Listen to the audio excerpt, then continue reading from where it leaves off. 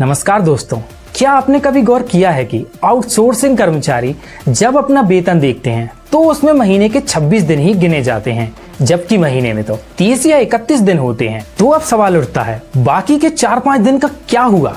क्या ये कोई चाल है या फिर इसके पीछे कोई कानूनी कारण है? तो चलिए आज इस वीडियो में हम इसी रहस्य को खोलते हैं और आपको बताते हैं कि आखिर 26 दिन का नियम क्यों बना और इसके पीछे का पूरा लॉजिक क्या है और इसका असर कर्मचारियों पर कैसे पड़ता है। अगर आप भी किसी कंपनी में आउटसोर्सिंग के जरिए काम करते हैं या एचआर प्रोफेशनल से जुड़े हैं तो ये वीडियो आपके लिए बहुत काम का हो सकता है। तो चलिए शुरू करते हैं। आखिर 26 दिन का वेतन नियम क्या है? भारत में एक कानून है, न्यूनतम वेतन अधिनियम 1948। क्योंकि भारत में सप्ताह के 6 दिन हम काम करते हैं और 7वें दिन यानी रविवार की हमेशा छुट्टी होती है।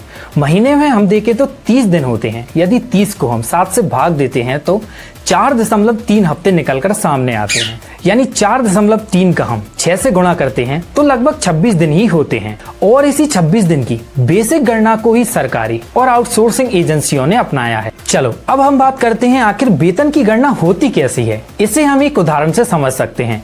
यदि किसी आउटसोर्सिंग कर्मचारी का वेतन 13,000 रुपए है तो उसका दैनिक वेतन होगा 13,000 भागे 26 यानी कि 500 रुपए प्रतिदिन के हिसाब से। तो अगर आप 20 दिन काम करते हैं तो आपको 10,000 रुपए का भुगतान किया जाएगा। और याद रखिए, हफ्ते की छुट्टी यानी रविवार का पैसा भी इसी गणना में शामिल होता है। आखिर इसके ऊपर हमारा कानून कहता क्या है? न्यूनतम वेतन अधिनियम कहता है कि हर व्यक्ति को 6 दिन काम करने के बाद 7वें दिन का भुगतान करना अनिवार्य होगा। यानी यदि आप 6 दिन काम करते हो तो आपको संडे का पैसा यानी छुट्टी का पैसा भी दिया जाएगा।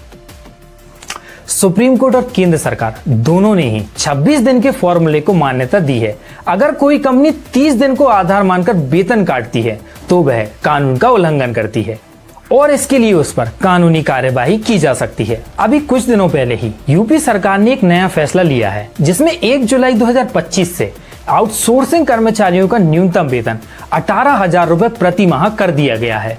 इससे 3.5 लाख कर्मचारियों को सीधा लाभ मिलेगा। आखिर सरकार ने ये फैसला लिया ही क्यों? क्योंकि सरकार को बहुत दिनों से शिकायतें मिल रही थी कि हमारा वेतन बहुत ही ज्यादा कम है और इतनी महंगाई में हमारा इससे गुजारा नहीं होता है, जिसकी वजह से सरकार को ये फैसला लेना पड़ा। इसीलिए 26 दिन की बेसिक पर वेतन देना ज्यादा ट्रांसपेरेंट और कानूनी और फेयर माना जाता है। तो दोस्तों चलिए हम एक बार 26 दिन के वेतन की गणना और 30 दिन के वेतन की गणना का कंपैरिजन करते हैं और देखते हैं कि कौन सही है। 26 दिन की वेतन की गणना कानूनी रूप से सही मानी जाती है, जबकि 30 दिन के वेतन की गणना कानूनी रूप से सही नहीं मानी जाती। 26 दिन की वेतन की गणना में साप्ताहिक छुट्टी यानी रविवार का अवकाश भी शामिल होता है और इसमें आपके अवकाश के पैसे भी नहीं काटे जाते हैं, जबकि 30 दिन के वेतन की गणना में आपके रविवार के पैसे भी काटे जाते हैं। 26 दिन की वेतन की गणना में ओवर टाइम की गणना सही तरीके से की जाती है और आपको ओवर टाइम का सही पैसा मिलता है, जबकि 30 दिन के वेतन की गणना में ऐसा नहीं होता है। इसलिए 26 दिन की बेसिक पर वेतन देना ज्यादा ट्रांसपेरेंट, कानूनी और फेयर माना जाता है। आउटसोर्सिंग एजेंसियों की भी कुछ जिम्मेदारियां होती हैं। हर आउटसोर्सिंग एजेंसी को कुछ नियमों का पालन करना भी जरूरी होता है, जैसे वेतन समय पर दिया जाए यानी महीने के अंत के 7 दिन के भीतर, ईपीएफ और ईएसआई की कटौती समय पर हो और ये पैसा समय पर जमा किया जाए। वेतन हमेशा बैंक द्वारा ट्रांसफर किया जाए, ना कि कैश या चेक द्वारा। भविष्य में इसमें क्या क्या बदलाव आ सकते हैं, चलिए एक बार हम उस पर भी बात करते हैं। उत्तर प्रदेश में बात चल रही है एक नए आउटसोर्सिंग सेवा निगम की, जिसमें कर्मचारियों को ज्यादा सुरक्षा मिलेगी, ट्रैकिंग सिस्टम और मजबूत होगा, हेल्थ और बीमा सुविधाएं भी कर्मचारियों को मिल सकेंगी।